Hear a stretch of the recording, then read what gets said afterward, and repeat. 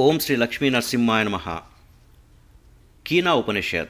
This Upanishad is called Kina because it begins with the inquiry by whom, that is Kina, willed or directed does the mind go towards its object, from whom comes life, what enables man to speak, to hear and see, and the teacher in reply gives him the definition of Brahman, the source and basis of existence. The spirit of the Upanishads is always to show that no matter where we look or what we see or feel in this visible world, it all proceeds from one source. The prevailing note of all Vedic teaching is this: one tremendous whole becoming the world, and again the world merging in that whole. It also strives in various ways to define that source, knowing which all else is known and without which no knowledge can be well established. So here the teacher replies, that which is the eye of the eye, the ear of the ear, that is the inexhaustible river of being which flows on eternally, which bubbles of creation rise on the surface, live for a time, then burst. The teacher, however, warns the disciple that this eye, ear, mind can never perceive it, for it is that which illuminates speech and mind, which enables eye and ear and all senses, faculties to perform their task. It is distinct from the known, and also it is beyond the unknown. He who thinks he knows it not, because it is never known by those who believe that it can be grasped by the intellect or by the senses, but it can be known by him who knows it as the basis of all consciousness. The knower of truth says, I know it not, because he realized the unbounded, infinite nature of the Supreme. Thou art this, the visible, thou art that, the invisible, and thou art that is beyond, he declares. The ordinary idea of knowledge is that which is based on senses perceptions, but the knowledge of an illuminated sage is not confined to his senses. He has all the knowledge that comes from the senses and all that comes from spirit. The special purpose of this Upanishad is to give us the knowledge of the real, that we may not come under the domination of the ego, by identifying ourselves with our body, mind, and senses. Mortals become mortals because they fall under the sway of ego and depends on their own limited physical and mental strength. The lesson of the parable of the Devas and Brahman is that there is no real power, no real doer except God. He is the eye of the eye, the ear of the ear, and eyes, ears, and all our faculties have no power independent of Him. When we thus realize Him as the underlying reality of our being, we transcend death and become immortal. Peace chant. May my limbs, speech, prana, that is life force, sight, hearing, strength, and all my senses gain in vigor. All is the Brahman, Supreme Lord of the Upanishads. May I never deny the Brahman. May the Brahman never deny me. May there be no denial of the Brahman. May there be no separation from the Brahman. May all virtues declared in the sacred Upanishads be manifest in me, who am devoted to the Atman, that is higher self. May they be manifest in me. Om, peace, peace, peace. Part 1. 1. By whom commanded and directed does the mind go towards its objects? Commanded by whom does the life force, the first cause, move? At whose will do men utter speech? What power directs the eye and the ear? Thus the disciple approached the master and inquired concerning the cause of life and human activity. Having a sincere longing for the truth, he desired to know who really sees and hears, who actuates the apparent physical man. He perceived all about him the phenomenal world, the existence of which he could prove by his senses. But he sought to know the invisible casual world, of which he was now only vaguely conscious. In mind all, pervading and all, powerful, or is it impelled by some other force, he asked, who sends forth the vital energy, without which nothing can exist? The teacher replies. 2. It is the ear of the mind of the mind, the speech of the speech, the life of the life, the eye of the eye, The wise, freed from the senses and from mortal desires, after leaving this world becomes immortal. An ordinary man hears, sees, thinks, but is satisfied to know only as much as can be known through the senses. He does not analyze and try to find that which stands beyond the ear or eye or mind. He is completely identified with his external nature. His conception does not go beyond the little circle of his bodily life, which concerns the outer man only. He has no consciousness of that which enables his senses and organs to perform their tasks. There is a vast difference between the manifested form and that which is manifested through the form. When we know that, we shall not die with the body. One who clings to the senses and to things that are ephemeral must die many deaths, but that man who knows the eye of the eye, the ear of the ear, having severed himself from his physical nature, becomes immortal.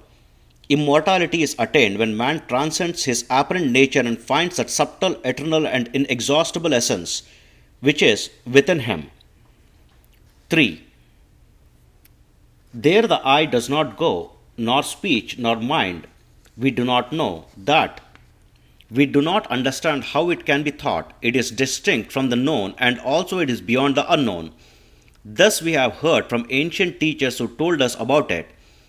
These physical eyes are unable to pursue that subtle essence, nor can it be expressed by finite language or known by finite intelligence, because it is infinite.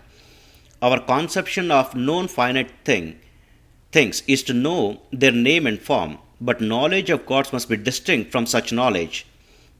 That is why some declare God to be unknown and unknowable, because he is far more than eye or mind or speech can perceive, comprehend, or express. The Upanishads does not say that he cannot be known. He is unknowable to man's finite nature. How can a finite mortal apprehend the infinite whole? But he can be known by man's godlike nature. 4. That which speech does not illumine, but which illumines speech. Know that alone to be Brahman, the supreme being, nor this which people worship here. 5. That which cannot be thought by mind, but by which they say mind is able to think. Know that alone to be Brahman, not this which people worship here. 6. That which is not seen by the eye, but by which the eye is able to see. Know that alone to be Brahman, not this which people worship here. 7. That which cannot be heard by the ear, but by which the ear is able to hear. Know that alone to be Brahman, nor this which people worship here. 8. That which one breathes with the breath, but by which breath is in-breathed. Know that alone to be Brahman, not this which people worship here. Ordinarily we know 3 states of consciousness only, waking, dreaming, and sleeping. There is, however, a 4th state, the consciousness, which transcends this. In the first 3 states, the mind is not clear enough to save us from error. But in the 4th state, it gains such purity of vision that it can perceive the divine. If God could be known by the limited mind and senses, then God knowledge would be like any other knowledge and spiritual science like any other physical science. He can be known, however, by the purified mind alone. Therefore, to know God, man must purify himself. The mind described in the Upanishads is the superconscious mind. According to the Vedic sages, the mind in its ordinary state is only another sense organ. This mind is limited, but when it becomes illumined by light of cosmic intelligence or the mind of the mind, then it is able to apprehend the first cause or that which stands behind all external activities. Part 2. 1. If thou thinkest, I know it well, then it is certain that thou knowest but little of the Brahman, absolute truth, or in what form he resideth in Devas, minor aspects of deity. Therefore I think that what thou thinkest to be known is still to be sought after. Having given the definition of the real self or Brahman, by which mortals are able to see, hear, feel, and think, the teacher was afraid that the disciple, after merely hearing about it, might conclude that he knew it. So he said to him, "You have heard about it, but that is not enough. You must experience it. Mere intellectual recognition will not give you true knowledge of it. Neither can it be taught to you. The teacher can only show the way. You must find it for yourself. Knowledge means union between subject and the object. To gain this union, one must practice theory. Theory cannot help us. The previous chapter has shown that the knowledge of the Brahman is beyond sense perception. There the eye does not go, nor speech nor mind. That is distinct from known, and also it is beyond the unknown. Therefore, it was necessary for the teacher to remind the disciple that knowledge based on sense perception or intellectual apprehension should not be confounded with supersensus knowledge. Although the disciple has listened to the teacher with unquestioning mind and was intellectually convinced of the truth of his words, it was now necessary for him to prove by his own experience what he had heard. Guided by the teacher, he sought within himself through meditation the meaning of Brahman, and having gained a new vision, he approached the teacher once more. 2. The disciple said, "I do not think I know it well, nor do I think I do not know it. He amongst us who knows it truly knows what it meant by I know, and also what is meant by I know it not." This appears to be contradictory, but it is not. In previous chapter we learned that Brahman is distinct from the known, and beyond the unknown. The disciple, realizing this, says, "So far as mortal conception is concerned, I do not think I know, because I understand that it is beyond mind and speech. Yet from the higher point of view, I cannot say that I do not know. For the very fact that I exist, that I can seek it, should that I know, for it is the source of my being. I do not know, however, in the senses of knowing the whole infinite ocean of existence. The word knowledge is used ordinarily to signify acquaintance with phenomena only, but man must transcend this relative knowledge before he can have a clear conception of God. One who wishes to attain soul consciousness must rise above matter. The observation of material science being confined to the sense plane, it ignores what is beyond, therefore it must always be limited and subjected to change. It discovers atom, then it went further and discovered electrons, and when it has found the one, it had to drop the other. So this kind of knowledge can never lead to the ultimate knowledge of the infinite, because it is exclusive and not inclusive. Spiritual science is not merely a question of mind and brain, it depends on the awakening of our latent higher consciousness. 3. He who thinks he knows it not, knows it. He who thinks he knows it not. The true knower think they can never know it because of its infinitude, while the ignorant think they know it. By this text, the teacher confirms the idea of Brahman is unthinkable because unconditioned. Therefore, he says, he who considered it beyond thought, beyond sense perception, beyond mind and speech, he alone has a true understanding of Brahman. They who judge a living being from his external form and sense faculties know him not, because the real self of man is not manifested in his seeing, hearing, speaking. His real self is that within by which he hears and speaks and sees. In the same way, he knows not Brahman who thinks he knows it by name and form. The arrogant and foolish man thinks he knows everything, but the true knower is humble. He says, "How can I know thee, who art infinite and beyond mind and speech?" In the last portion of the text, the teacher draws an impressive contrast between the attitude of the wise man who knows but thinks he does not know, and that of the ignorant who does not know but thinks he knows. 4. Brahman, is known when it is known in every state of consciousness. Through such knowledge one attains immortality. By attaining this self, man gains strength, and by self-knowledge immortality is attained. We have learned from the previous text that Brahman is unknown to those whose knowledge is limited to sense experience, but he is not unknown to those whose purified intelligence perceives him as the basis of all states of consciousness and the essence of all things. By this higher knowledge, a man attains immortality because he knows that although his body may decay and die, the subtle essence of his beings remain untouched. Such as one also acquires unlimited strength because he identifies himself with the ultimate source. The strength which comes from one's own muscle and brain or from one's individual power must be limited and mortal and therefore cannot lift one beyond death. But through the strength which Atmagnana, or self knowledge gives, immortality is reached. Whatever knowledge is based on direct perception of this underlying essence, one transcends all fear of death and becomes immortal. 5. If one knows it here, that is truth. If one knows it not here, then great is his loss. The wise, seeing the same self in all beings, being liberated from this world, becomes immortal. Part 3. 1. The Brahman once won a victory from the Devas.